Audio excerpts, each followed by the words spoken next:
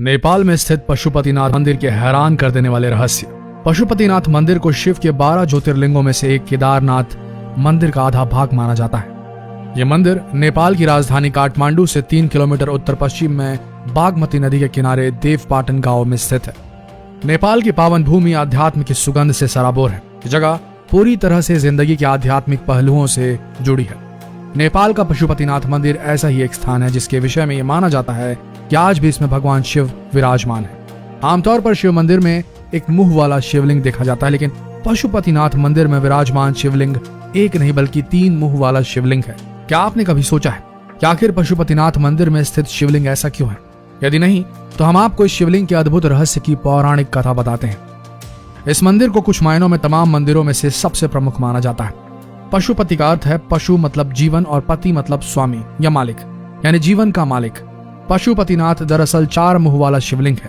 पूरब दिशा की ओर वाले मुख को तत्व पुरुष और पश्चिम की ओर वाले मुख को सिद्ध ज्योत कहते हैं। उत्तर दिशा की ओर देख रहा मुख वामदेव है तो दक्षिण दिशा वाले मुख को अघोर कहते हैं। माना जाता है कि ये चारों चेहरे तंत्र विद्या के 4 बुनियादी सिद्धांत हैं। कुछ बुद्धिजीवी ये भी मानते हैं कि चारों वेदों के भी बुनियादी सिद्धांत भी यहीं से निकले थे। माना जाता है कि ये शिवलिंग वेद लिखे जाने के पहले से ही स्थापित हो गया था।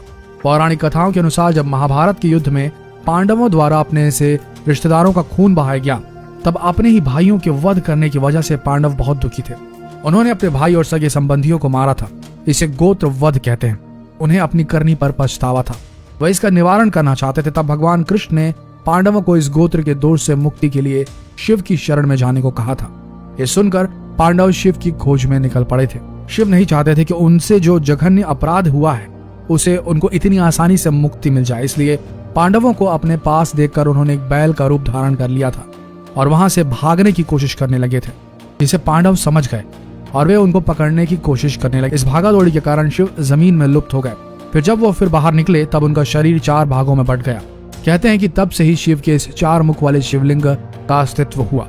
विश्व में 2 पशुपतिनाथ मंदिर प्रसिद्ध हैं, एक नेपाल के काठमांडू का और दूसरा भारत के मंदसौर का। दोनों में ही मंदिर में मूर्तियां समान आकृति वाली हैं। नेपाल का मंदिर बागमती नदी के किनारे काठमांडू में स्थित है और इसे यूनेस्को के विश्व धरोहर में शामिल किया गया है। यह मंदिर भव्य है और यहाँ पर देश विदेश से पर्यटक आते हैं। माना जाता है कि यह लिंग वेद लिखे जाने से पहले ही स्थापित हो गया था। पशुपति काठमांडू घाटी के प्राचीन शासकों के अधिष्ठाता देवता रहे हैं। पशुपत संप्रदाय के इस मंदिर के निर्माण का कोई प्रमाणित इतिहास तो नहीं है, किंतु कुछ जगह पर यह उल्लेख मिलता है कि मंदिर का निर्माण सोमदेव राजवंश के पशु प्रेक्ष ने 3री सदी ईसा पूर्व में कराया था। 605 ईस्वी में अमशुवर्मन ने भगवान के चरण छूकर अपने को अनुग्रहित माना था। बाद में इस मंदिर का पुनः निर्माण लगभग 11वीं सदी में किया गया था। दीमक की वजह से मंदिर को बहुत नुकसान हुआ, जिसके कारण लगभग 70वीं सदी में इसका पुनर्निर्माण किया गया। बाद में मध्य युग तक मंदिर की कई नकलों का निर्माण किया गया। ऐसे मंदिरों में भक्तपुर 1480, ललितपुर 1566 और बनारस 19वीं शताब्दी के प्रारंभ में शामिल है। मूल मंदिर कई बार नष्ट हुआ। इसे वर्तमान स्वरूप नरेश भूपलेंद्र मल्ला ने 1697 में प्रदान किया। अप्रैल 2015 में आए विनाशकारी भूकंप में पशुपतिनाथ मंदिर के विश्व विरासत स्थल की कुछ बाहरी इमारतें पूरी तरह नष्ट हो गई थी, जबकि पशुपतिनाथ का मुख्य मंदिर और मंदिर के गर्भगृह को किसी भी प्रकार की हानि नहीं हुई थी।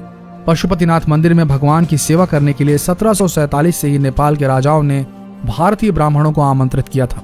बाद में माल्ला राजवंश के एक राजा ने दक्षिण भारतीय ब्राह्मण को मंदिर का प्रधान पुरोहित नियुक्त कर दिया। दक्षिण भारतीय भट्ट ब्राह्मण ही इस मंदिर के प्रधान पुजारी नियुक्त होते रहते हैं।